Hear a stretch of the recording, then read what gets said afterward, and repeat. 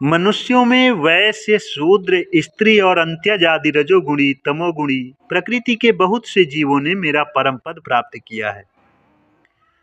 वृत्रासुर, प्रहलाद, वृषपर्वा, बलि, बाणासुर, मयदानव, विभीषण, सुग्रीव, हनुमान, जाम्बवान, गजेंद्र, जटायु, तुलाधार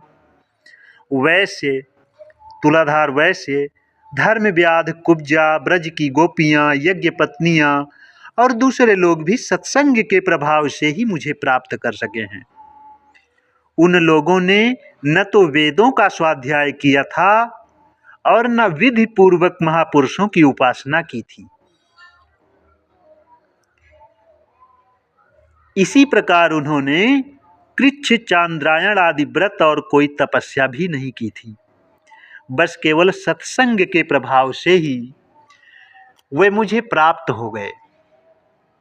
गोपियां, गायें, यमलार्जुन आदि वृक्ष, ब्रज के हरिण आदि पशु, काली आदि नाग, ये तो साधन साध्य के संबंध में सर्वथा मूढ़मती थे, सर्वथा ही मूढ़मती थे ये सब।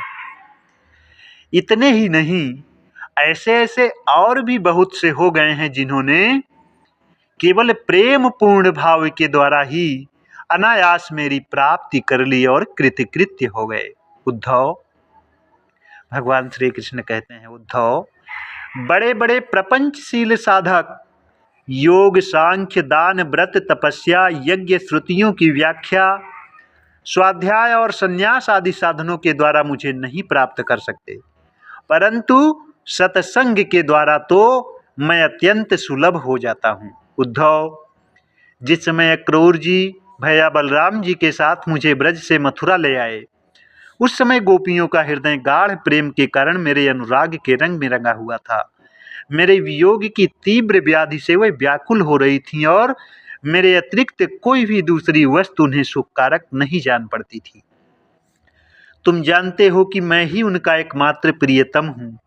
जब मैं वृंदावन में था तब उन्होंने बहुत सी रात्रियां, वे रास की, महारास की, मेरे साथ आधे क्षण के समान बिता दी थी, परंतु प्यारे उद्धव, मेरे बिना वही रात्रियां उनके लिए एक एक कल्प के समान हो गईं।